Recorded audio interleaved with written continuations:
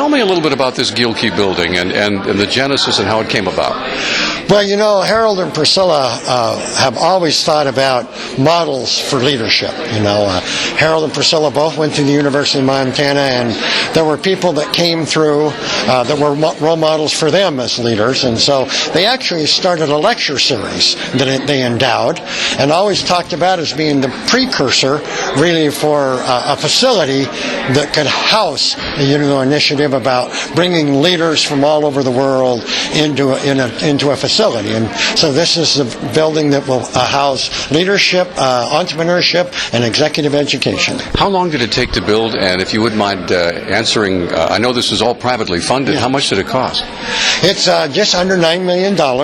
Was the total cost, and it took, we went through 2007 just like everybody else, because you mentioned it was privately funding, right. And we were on a roll, and then, but it took about 10 years, and I guess that's the norm around here, because it took about 10 years to build the Gallagher building, and it's taken about 10 years to build the Gilkey building, but they're both just wonderful facilities for the university and the School of Business. Harold Gilkey.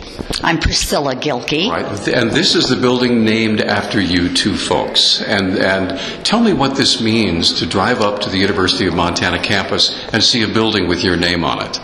Well, it's interesting because we're both graduates from here. And so to look up and see a name gives you a little pride and takes you back to a humble stage when you were a student here. Mm-hmm. What about you?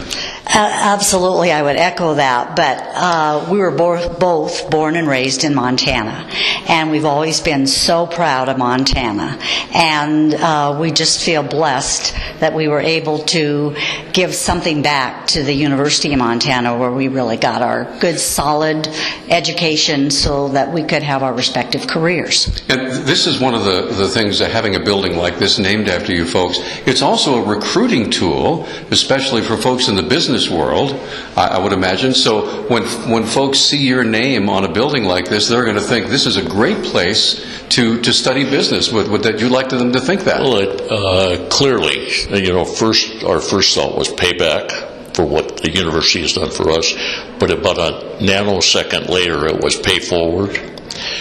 Give other people the opportunities, and this building is designed to create opportunities for leadership and entrepreneurship. So it's a pay forward all the way.